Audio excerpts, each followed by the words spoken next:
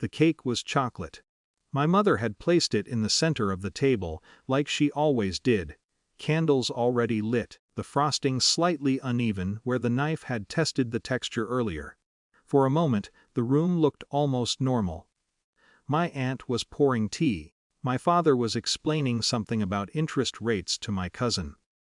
The dog Max was lying near the kitchen doorway, waiting for crumbs.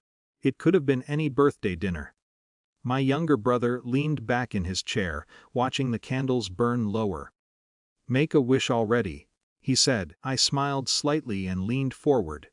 That's when he reached across the table. The motion was casual, almost lazy. His hand hit the edge of the plate. The cake slid, tipped, and dropped onto the floor. Frosting broke against the tiles with a soft, wet sound. Max jumped up immediately. My brother laughed first. Then he pointed toward the floor. "Well," he said loudly, "go ahead it with Max." The table erupted in laughter. Not explosive laughter, just that easy kind people make when they're relieved something awkward has become entertainment. My father shook his head like it was harmless. My mother said, "Oh, honestly." But she was smiling. No one stood up.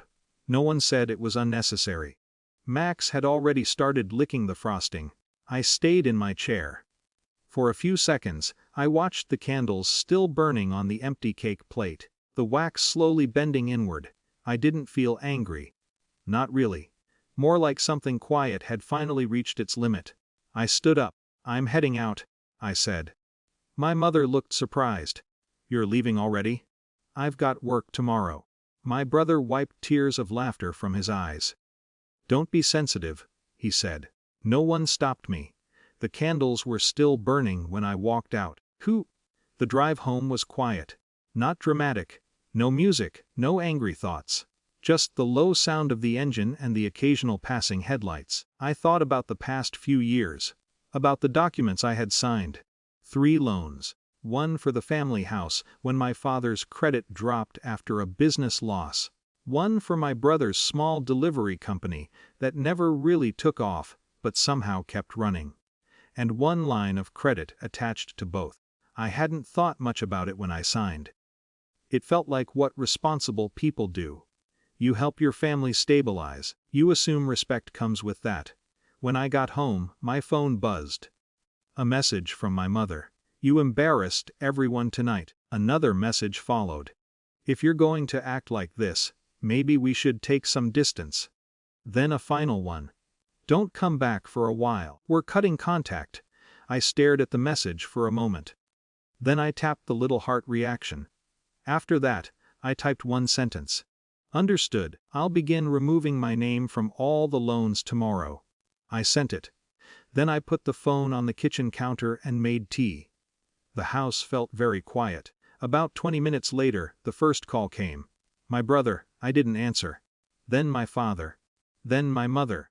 The phone buzzed again with group chat notifications. At first they were short. "What do you mean remove your name? Are you serious right now? You can't just do that." I finished my tea slowly. By the time I checked my phone again, there were 14 missed calls.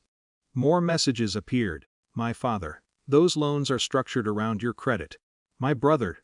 "You're overreacting. It was a joke." My mother. "Let's talk about this calmly." The messages kept stacking. 30, 2 missed calls. Then 40. I sat at the kitchen table and opened my laptop. The bank website loaded quickly. Most co-sign agreements have procedures for release requests. Forms, identity verification, income re-evaluation for the primary borrower. It's not instant. But it begins with a submission. I filled out the first request, then the second, then the third. Each form took about 5 minutes. By the time I finished, my phone had reached 58 missed calls. The group chat had turned frantic. My brother. "If you do this, the bank will reassess everything." My father. "We need to talk before you make financial decisions." My mother. "Please answer the phone." I closed the laptop. For the first time all evening, I felt something different. Not anger. Not satisfaction either. Just clarity. For years I had confused silence with patience. I thought staying quiet meant keeping peace. But sitting there in the quiet kitchen, watching the phone light up again and again, I realized silence could mean something else too. It could mean stepping away. My phone buzzed again. Another call. I turned it face down on the table. Outside, the street was calm and empty. And for the first time in a long time, so was my mind.